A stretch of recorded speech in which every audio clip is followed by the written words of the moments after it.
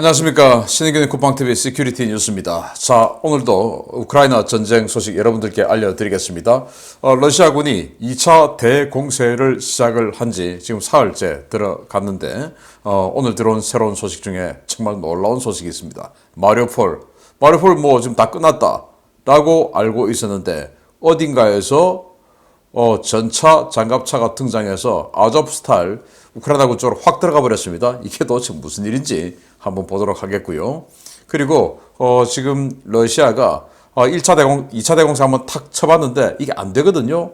그러면은 이 기존 병력을 가지고 이 방어선을 많이 두드린 이후에 그리고 빠져서 다시 2차 예비대가 들어와야 되는데 지금 사흘 만에 벌써 예비대가 들어옵니다. 러시아군이 굉장히 급한가 봅니다. 어떤 소식인지 알아보겠고, 그리고 헤르손 지역에서 강제 징집 이런 예상이 나오고 있는데 민심을 잃고 있는 러시아가 가능할지 한번 보도록 하겠습니다. 자, 신의균의 쿠팡TV 구독, 알림, 좋아요 눌러주십시오. 이 사진 보시면 이게 이제 러시아군의 국방 대변인이죠. 그런데 러시아군도 전황 발표를 합니다. 그런데 제가 러시아군 전황 발표를 인용 안 하는 이유가 워낙 뻥을 많이 치니까 그렇습니다. 러시아군의 전황 발표를 지금 종합하면 이 현재 개전 이래 우크라이나군의 전차를 2,400대 정도 격파했다. 이렇게 지금까지 전황 발표를 하고 있어요. 그런데 우크라이나군의 전차 편제가 1,000대가 안 되었죠. 그리고 예비 전차를 다 재생시켜서 이미 전선에 다 투입해서 그것마저도 다 격파했다. 이 말이 되는데 이게 말이 됩니까? 말이 안 되죠. 그러면서 이 사람이 우크라이나군 전차를 격파했어 라고 하면서 사진을 띄우고 이제 이렇게 우리는 격파했어 라고 사진을 띄워서 보여주면서 말을 하기는 또 합니다. 그런데 이 네티즌들, 오신트 정보통들이 분석을 합니다. 이 확대해 봤더니 뭐야 이거 V자가 새겨져 있잖아. 바로 이번 전쟁에서 러시아군이 피아 식별 용도로 사용하는 Z하고 V, 바로 그거 아닙니까? 우크라이나군은 이런 거 사용 안 하죠. 그리고 우크라이나군은 이런 전차를 노획한다 하더라도 이 Z나 V 다 치우고 그거 없는 상태에서 작전을 하죠. 그런데 자기네들 전차 격파된 걸 띄워놓고 우크라이나 전차 격파했다. 그래서 우리는 우크라이나 전차 2,400대 격파했어 라고 하는 이런 엄청난 거짓말들을 내놓고 있는 게 바로 러시아입니다. 그래서 인용 안 합니다. 그리고 물론 우크라이나의 발표는 전부 다 진실이다. 이것도 아니에요. 서로 간에 좀 뻥은 좀 있을 수 있는데 그 정도가 러시아가 훨씬 심하다라는 말씀을 좀 드리겠고, 그런 차원에서 마리우폴 완전히 다 장악하고 이 아조프스탈 제철소만 남았다라고 했지 않습니까?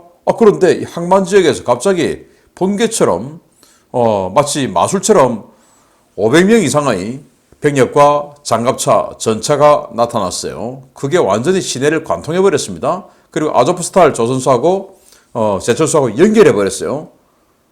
즉 러시아가 그동안 마리우폴에서도 거짓말했다. 마리우폴에 어떤 일이 일어났는지 보겠습니다. 러시아가 아조프스탈 제철소를 제외한 모든 지역을 장악했다고 선언했던 마리우폴에서 갑자기 우크라이나 전차와 장갑차가 튀어나왔습니다. 도심지를 돌파하고 아조프스탈 제철소를 포위한 병력을 박살낸 후에 아조프스탈이 우크라이나군과 합류했다는 소식입니다. 아조프스탈 제철소를 제외한 모든 마리우폴 지역을 장악했다고 주장했던 러시아의 주장이 무색하게 어제 오후 마리우폴에서 우크라이나군의 돌파작전이 실시되어 반나절도 채 되지 않은 짧은 시간 동안 러시아군 포위선이 무려 10km나 무너지는 상황이 발생했다고 미국 전쟁연구소 ISW가 현지 시각 4월 20일 리포트했습니다. 현지 시각으로 4월 20일 낮부터 시작된 공세는 러시아가 완전히 장악했다던 마리우폴 항구 남서쪽에서 시작됐는데요. 이들은 아조프스탈의 우크라이나군의 지원 사격을 받으며 해안도로를 따라 돌파를 시도해서 아조프스탈 제철소 주둔군과 합류하는 데 성공했습니다. 이 병력은 우크라이나 제36 해군 육전여단과 해안경비대 병력 약 500여 명이었는데요. 이 병력들은 며칠 전 러시아가 항구에서 전원 100기를 들고 항복했다던 바로 그 부대로 러시아의 마리우폴 완전 장악과 우크라이나군 대량 항복이 거짓말이었음이 드러났습니다. 주목할 만한 것은 해당 공세가 마리우폴이 완전히 함락되는 일은 필연적이지 않다는 미 정부 고위 관료의 말이 나온 직후에 이루어졌다는 것인데요. 이번 작전은 미국의 정보 지원 하에 러시아군 배치 현황과 상태를 완전히 파악한 우크라이나군이 전차와 장갑차를 앞세워 과감한 돌파 작전을 벌인 덕에 우크라이나군의 피해 없이 완벽하게 성공했습니다. 이번 병력 합류로 아조프스탈의 우크라이나군 병력은 2,500여 명에서 3,000여 명으로 늘게 됐는데요. 우크라이나군은 이번 돌파작전 성공으로 아조프스탈을 포위하고 있는 러시아 방어선이 예상보다 허술하다는 사실을 알게 되어 향후 마리우폴에서 어떤 반격작전에 나서게 될지 지켜봐야 되겠습니다. 아니 놀랍지 않습니까? 지금 마리우폴은 아조프스탈 제철소 제외하고는 다 장악했다라고 했는데 아니 어디서 갑자기 500명이나 나타났어요. 그것도 전차 장갑차로. 정말 놀랄 노짜죠. 자, 이 지도를 보시게 되면 여기가 지금 아조프스탈 제철소 아니겠습니까? 그리고 이 남쪽 여기 있는 항구에서 이렇게 시내를 관통해서 또 아조프스탈 제철소는 이 서쪽과 북쪽이 전부 강으로 이루어져 있어서 직접 건널 수가 없어요. 그리고 여기 있는 다리를 끊어버렸죠. 그래서 이렇게 해서 이 시내를 완전히 돌아서 동북부 지역으로 이렇게 들어와야 돼요. 그런데 여러분들 기억하실 겁니다. 제 방송을 계속 보신 분들은 이 아조프스탈 제철소를 제외하고는 이 동북부 지역도 완전히 빨겠죠. 바로 그 전황 소스 그 지도를 사용하고 있는 건데 여기 지금 하얀색으로 뚫렸어요. 이 말은 이쪽 포위망이 뚫렸다라는 것을 나타내 주는 것이고 그렇게 해서 이 아조프스탈 내에서 지원사격 해주고 그 지원사격 하는 틈을 타서 계속 이 500명의 병력들이 진군을 하고 돌파를 해서 이런 식으로 우회해서 들어왔다 이거예요. 아니 그러면은 그게 이제 한 10km 동안 10km를 그 기동한 거라고 하는데 아니 그 10km를 기동할 동안 러시아군은 뭐 했을까요? 희한하죠.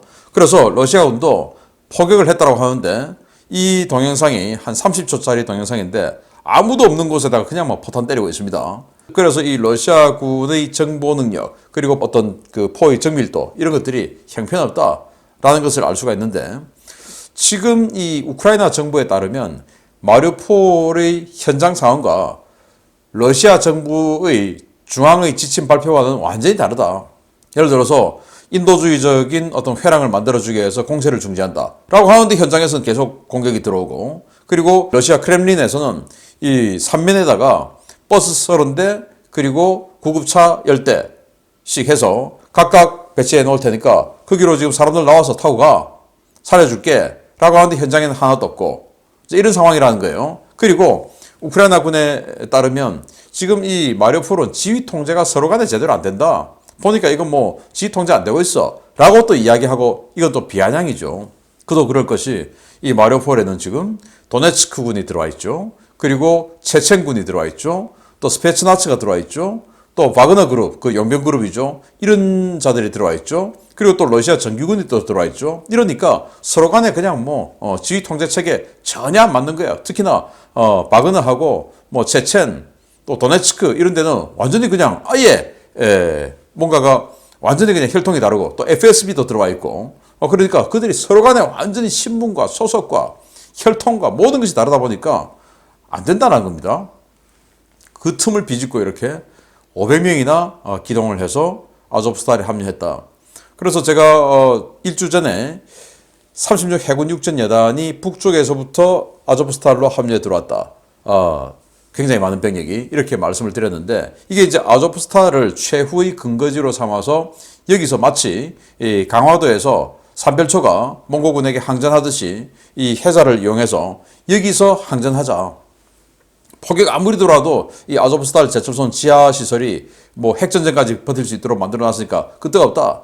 라고 하는 그런 공감대가 형성되어서 지금 이 각 부분에 고립되어 있던 병력들이 전부 아조프스탈로 모이는 이런 상황인 것 같고 각계파를 안 당하기 위해서 그거 지금 이제 다 모으니까 3,000명 정도. 아니 그런데 마리우폴에 3,000명 있다. 라고 했던 게 벌써 3주 전부터 3,000명 그랬는데 아직도 3,000명이에요. 그러니까 지금 이 우크라이나군은 마리우폴에서 건재하다. 여기에다가 아조프스탈에 보급만 해주면 탄약과 물과 이 식량만 보급되면 이거는 뭐 제가 봤을 때 계속 함락되지 않고 끝까지 갈 수 있는 이런 병력이 되겠다라고 생각이 되고 이런 차에 이제 나토에서 우리가 여기 개입할 수 있다. 인도주의적인 상황 때문에 우리가 개입할 수 있다. 라고 또 선언을 하고 있어요. 그 말은 여기 지금 시민들이 있는데 그들은 보내줘야 될 거 아니냐. 그래서 미국이 절대 마리우폴 이 아조프스탈이 그들에게 넘어가지 않도록 할 것이다. 우리는 방법이 있다. 라고 말했다라는 것을 제가 오늘 아침에 말씀드렸지 않습니까? 아마 미국을 비롯한 나토가 뭔가 모종의 작전, 즉 뭐 인도주의적으로 이들을 우리가 직접 꺼내줄 거야. 왜? 이들이 회랑이라 해놓고 나가는 데다 포격한 적이 한두 번이 아니기 때문에 직접 꺼내줄 거야.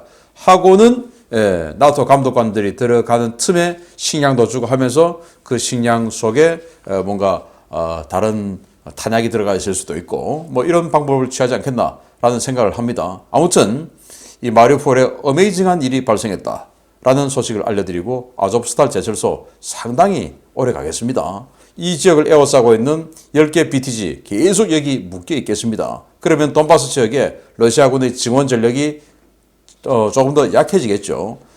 다행스러운 소식이었습니다. 부활절 대공세 사흘째가 되는 4월 20일 러시아가 각 방면에서 예비대를 투입하기 시작했다는 소식입니다. 전날 루베즈노의 전투에서의 대패로 충격을 받은 러시아군이 예비 전력을 투입하며 세베로도네츠크 방면에 대한 파상 공세에 들어갔습니다.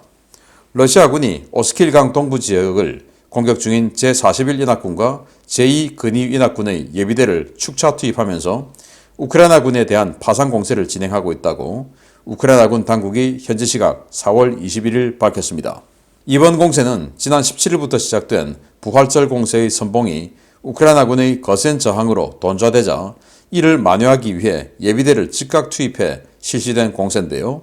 한 개 대대 전술단이 전멸에 가까운 피해를 입은 루베즈노에를 비롯해 세베로도네츠크로 들어가는 요충지인 포파스나 도네츠크 전면의 마린카 등 3개 지역에서 동시다발적인 대공세가 시작되었습니다. 루베즈노의 방면에는 어떤 연합군에도 속하지 않고 러시아군 남부 군광구의 직접 작전 통제를 받는 최정예 제90 근위 전차 사단이 투입되었고 여기에 제41연합군 예하의 제74 근위 차량화 소총예단 등의 지원병력도 합세해서 루베즈노에 대한 파상 공세를 진행 중입니다. 우크라이나는 예상보다 빠른 러시아군의 예비대 투입에 다소 당황한 기색입니다. 러시아는 이미 사흘간 전투를 통해 기진맥진한 상태의 우크라이나 방어선에 대병력을 빠른 간격으로 축차 투입하는 전략을 쓰고 있는데요. 우크라이나군은 전투 후 제대로 된 재정비를 할 틈도 없이 쏟아지는 공세에 상당히 고전하고 있는 것으로 전해졌습니다. 문제는 이 공세의 지속 기간입니다. 러시아는 키우 북부 전역에서 막대한 피해를 입은 뒤에 이동 시간을 제외하면 2주를 조금 넘는 시간의 재정비를 갖고 신규 병력을 기존 부대에 합류시켜 전선에 투입했는데요. 이 때문에 군수 지원과 병력의 컨디션과 사기 등의 심각한 문제를 겪고 있는 것으로 보고되고 있습니다. 이 때문에 러시아는 시간이 지날수록 불리하다는 판단하에 최단 기간 내에 승부를 보려는 심산으로 예비대 투입을 서두르고 있는 모양새인데요. 과연 우크라이나군이 러시아군의 이 공세를 효과적으로 막아낼 수 있을지 지켜봐야 하겠습니다. 돈바스 대결전 이제 시작됐는데 여기에 1차 공격에서 러시아가 이제 실패했습니다. 자, 실패를 하면 좀 쉬었다가 2차 공세 하면 우크라이나에게 좀 좋을 텐데 바로 그냥 축차 투입을 해버리네요. 자, 그래서 제가 오늘 아침에 한 개 BTG를 박살냈다. 그래서 그 BTG의 전사자가 너무 많고 그 전사자 시신을 수습할 새도 없이 바로 그냥 패퇴를 하고 그 대대가 그러면서 중상자를 야전에서 처리 못한 중상자를 여기 뭐 36km나 떨어져 있는 곳까지 이동시켜서 130여 명의 중상자를 병원에 넣었는데 그 병원이 지금 뭐 아비규환이다. 이런 소식을 전해드렸는데 이렇게 이 지역에서 세베로도네츠크로 가는 이 지역에서 전방에 요새와 참호로 만든 근데 이건 이제 급조 참호 요새들이죠. 여기에 이제 당연 이 러시아가 90 전차 사단을 다시 밀어넣었어요. 90 전차 사단. 그런데 이 90 전차 사단은 원래는 제1근위 전차군 소속이었어요.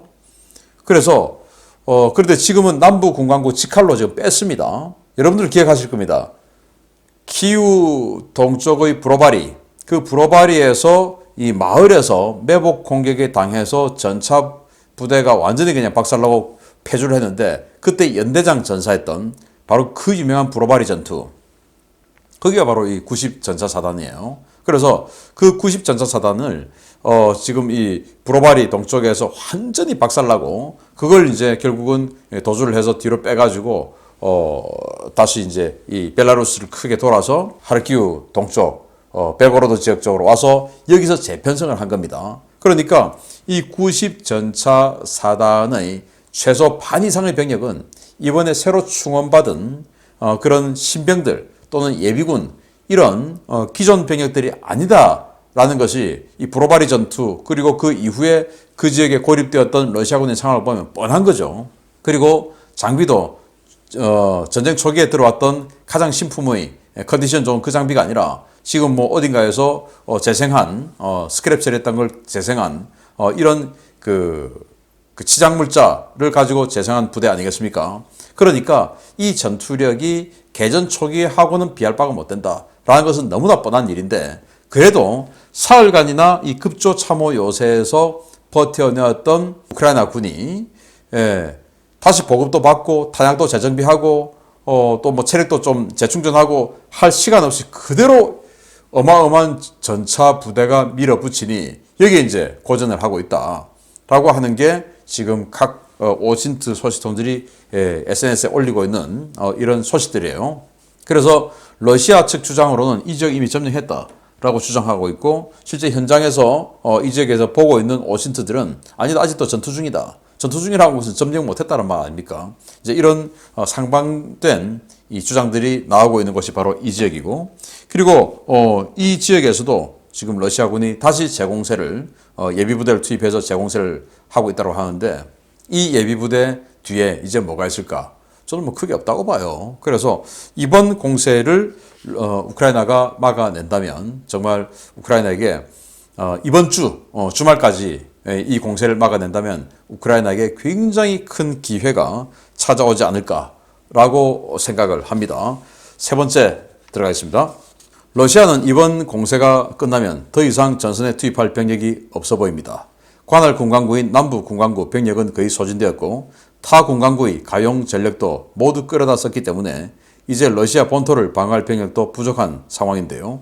이 상황에서 러시아가 계속해서 악수를 뜨며 스스로 늪을 향해 걸어가고 있습니다. 최근 러시아가 헤르손주와 자포리자주 등에서 무리한 주민투표를 밀어붙이며 독립된 인민공화국 수립을 추진하는 이유는 바로 징병 때문이며 실제로 러시아는 괴뢰정부 수립 후에 전방위적인 강제 동원에 나설 준비를 하고 있다고 미국과 영국, 우크라이나 군사정보국이 현재 시각 4월 20일 일제히 같은 분석 결과를 내놓았습니다. 우크라이나 군사정보국은 러시아 점령군이 장악하고 있는 헤르손주와 자포리자주에서 소위 국민투표라는 것을 실시하며 괴뢰정권을 수립할 준비를 하고 있다라며 이는 이들 지역을 해방시켰다고 선전해 정부를 세운 뒤에 이 지역 주민들을 강제 동원하려는 밑그림이다 라고 비판했습니다. 우크라이나 군사정보국이 헤르손에서 입수한 러시아군 문건에 따르면 러시아는 헤르손주와 자포리자주에서 독립정부 수립이 완료되면 이와 동시에 대규모 강제 동원을 실시하기 위한 행정작업을 진행 중이며 이곳에서 동원된 병력에게 어떤 장비를 지급하고 어떤 전선에 투입할 것인지에 대한 계획도 모두 수립되어 있는 것으로 전해졌습니다. 이는 푸틴이 정한 데드라인인 5월 9일 이후까지도 우크라이나 전쟁이 끝나지 않을 것이며 이에 대비한 예비병력이 필요한 러시아가 소요 병력을 점령지에서 충당하려는 의도를 보여주는 것이라고 미국 전쟁연구소는 분석하고 있는데요. 이 연구소는 러시아는 이곳에서 동원된 병력을 가장 격렬한 전투가 벌어지는 곳에 내던질 예정이지만 이들 병력이 의미 있는 전투력을 창출할 가능성은 없으며 오히려 이들이 러시아군에 대한 저항과 조직적인 행동을 증가시킬 것이다 라고 경고했습니다.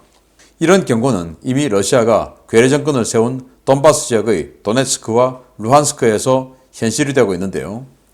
미 정보당국은 최근 러시아가 돈바스 지역에 대규모 연방보안국 요원들을 투입해 도네츠크 인민공화국과 루한스크 인민공화국 정치 지도자들을 대거 체포하고 있으며 이들에게 특수군사작전 실패의 책임을 묻는 재판을 진행 중이라며 이런 행위가 현지 민심을 크게 흔들어 놓고 있다고 분석했습니다. 동서고금을 막론하고 민심은 천심이고 아무리 강력한 군대라 하더라도 민심을 적으로 돌리면 반드시 무너진다는 것이 진리였는데요. 점점 이성을 잃어가는 크렘린이 결국 이 진리를 망각하고 스스로 늪을 향해 달려가고 있다는 것 같습니다. 정말 놀랍죠. 자, 헤르손에다가 지금 인민공화국 따로 수립해서 주민투표를 통해서 수립해서 한 이유가 뭐냐 도대체 바로 징병하기 위해서라는 겁니다. 자, 제가 여기다가 이런 그림을 갖다 붙여서 이 사진을 좀 지웠는데, 왜냐? 이 사진이 원본 그대로 공개되면 무조건 이건 노란딱지입니다. 이 그림 뒤에 뭐가 있냐? 어린이가 있습니다. 제가 봤을 때 초등학교 한 4학년? 아무리 많이 봐도 5학년 절대 넘지 않을 것 같은 그런 어린이가 군복을 입고 총을 들고 이 도네츠크 인민공화국 이 깃발을 들고 그 총은 MP40, 2차 대전 때 쓰던 기관 단총이죠. 그걸 들고 있습니다. 놀랄 노자입니다.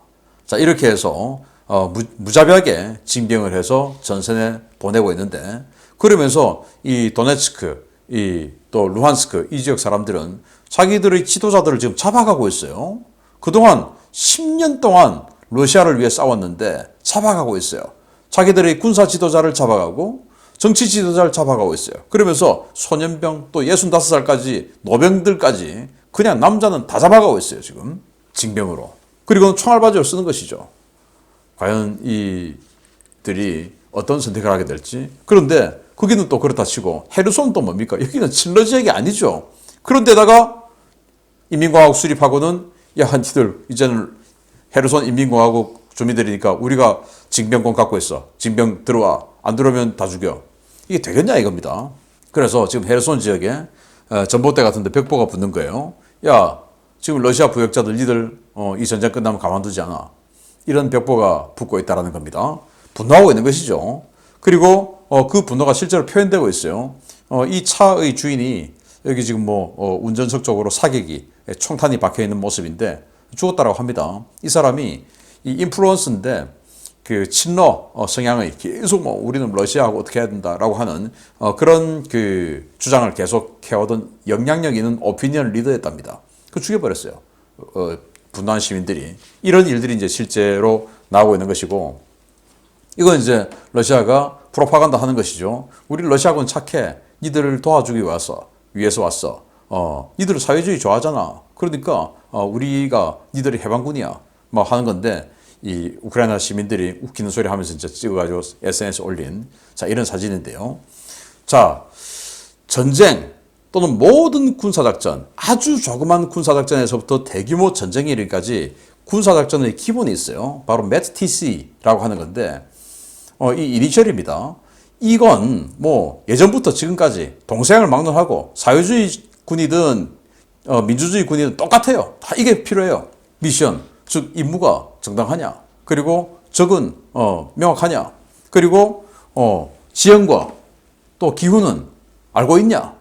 근데 지금 러시아가 이 임무가, 러시아군 스스로가 이 임무가 도대체 뭐냐, 와보니까 우크라이나네. 지금 이런 상황이죠. 그리고 이 사람들이 우리 적이었어? 라는 의구심을 가지고 있지 않습니까? 대적관 교육을 그동안 안 했는데. 그리고 지금 그들이 생각했던 것보다 훨씬 비가 많이 오고 땅은 진창이고 막 이런 상황이 계속되고 있죠. 그리고 병력과 장비는 충분히 가용하나. 그런데 병력이 지금 부족해서 현재서 지금 조달하려고 하고 있죠. 장비는 보급이 이제 안 되고 있죠. 이런 상황입니다. 시간은 충분하냐. 그런데 시간은 다 전장 상황 고려하지 않고 5월 9일까지 무조건 끝내 라고 푸틴이 스탠딩 오더를 내려버리니, 이게 지금 현장 상황하고 달리 5월 9일까지 맞추기 위해서 무조건 밀어붙여야 되는 거예요. 그리고 민심은 우리 편인가? 아니다 이겁니다. 그래서 이번 전쟁은 결코 러시아가 이길 수 없는, 이 메티시 하나도 적용되지 않는 이런 황당한 전쟁을 러시아가 하고 있으니 그들보다 훨씬 약한 우크라이나에게 이렇게 고전하고 있는 것이고 결국 이기지 못할 것입니다. 많은 분들이 이야기합니다. 전쟁과 전투를 잘 모르신 분들이, 우크라이나가 그렇게 이기면 그럼 모스크바 치면 되지. 우크라이나가 국경을 넘어서 러시아로 한 발 들어가는 순간 우크라이나가 다시 침략군 되죠. 우크라이나는 자기 땅을 지킬 능력도 지금 기진맥진한데 남의 땅에 들어가서 보급하고 기동하고 할 능력은 1도 없습니다. 그럴 가능성은 있을 수 없는 일입니다. 아무튼 계속 여러분들께 알려드리겠습니다. 마치겠습니다. 감사합니다.